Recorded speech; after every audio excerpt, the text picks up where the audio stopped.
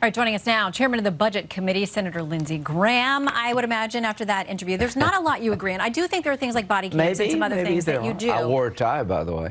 You did, but he was maybe shoveling snow, and so we're giving a lot of grace around here in D.C. because it's so bad outside.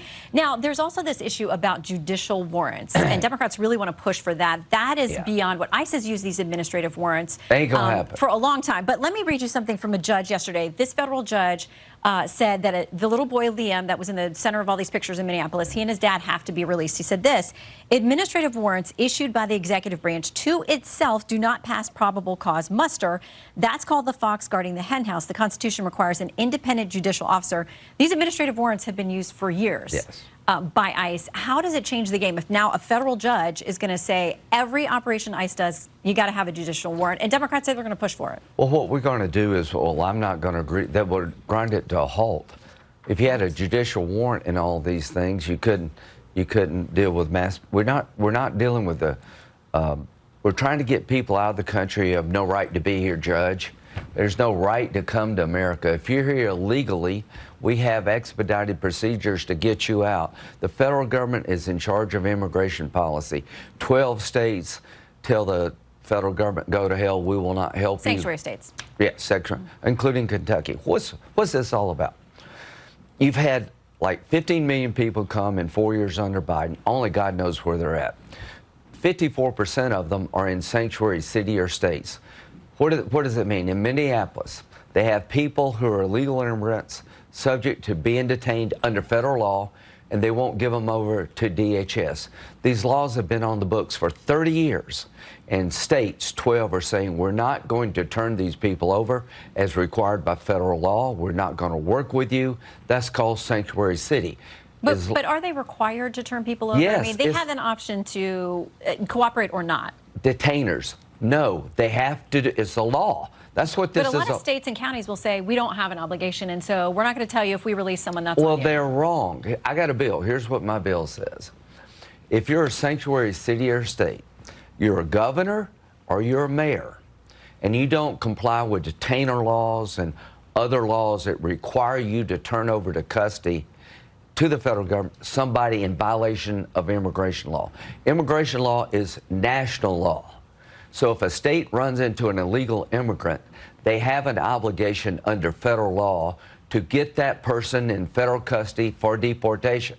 If you don't do it that way, illegal immigration will never end. They'll find the 12 states, they'll keep coming. The governors and the mayors are openly defying the law. They're creating the chaos. These are fraud-ridden areas. There's a law and order breakdown.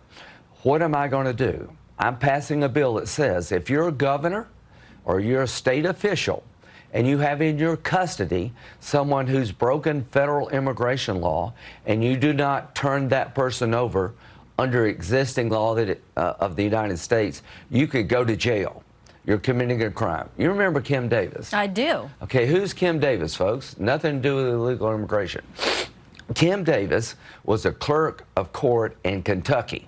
The Supreme Court ruled that the law of the land was that gay marriage was legal, that gay marriage was recognized under the U.S. Constitution.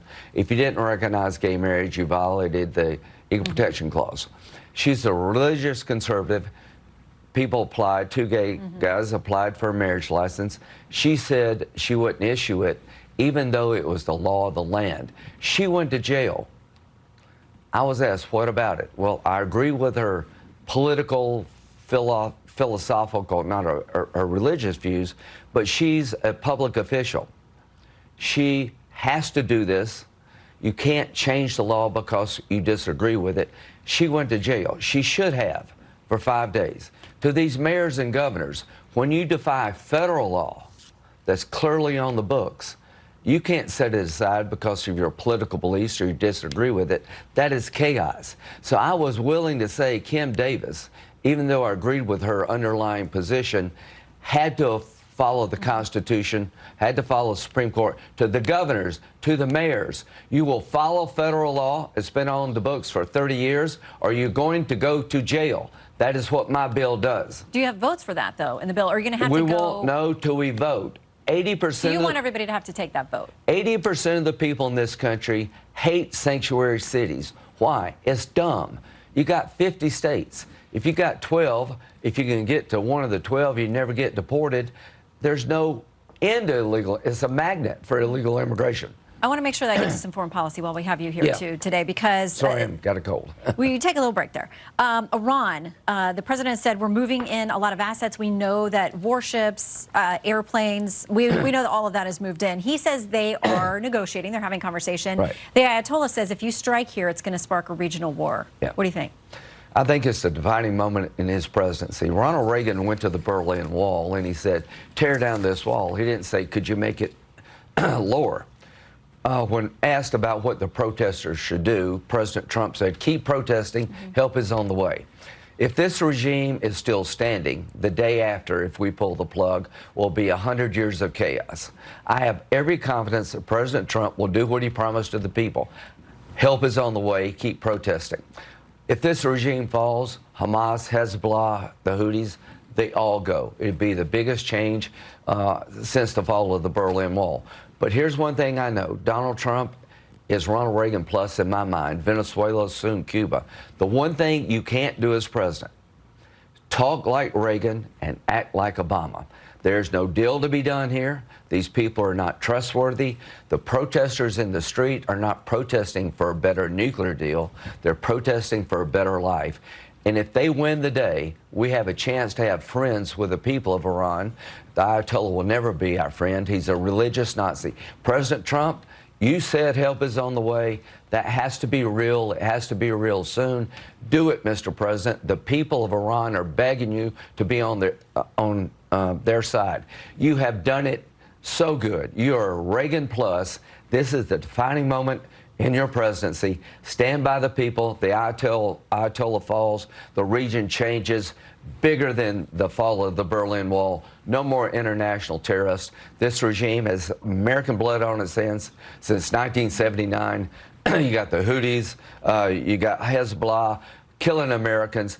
Bring this regime down because the people want it down. You don't have to invade the country, but help on the way means military strikes against the infrastructure that is killing the Iranian people. Go after the ones who are killing the people. Put this regime on notice.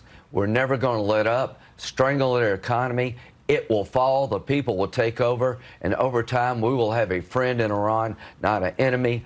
Hezbollah, Hamas, the Houthis all fall. Okay. The biggest thing you could possibly ever do to the Mideast is take this regime down, and they're as weak as they've ever been since 1979. Mr. President, you can do it.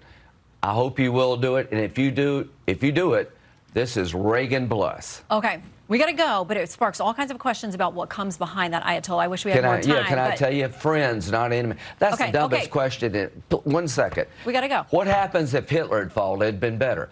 If these people win, they'll be more likely our friends. The Ayatollah will never be our friend. I tell you what will happen if we pull the plug. Quickly. If we all talk and we don't do it, we'll have 100 years of chaos. America's standings will be 0.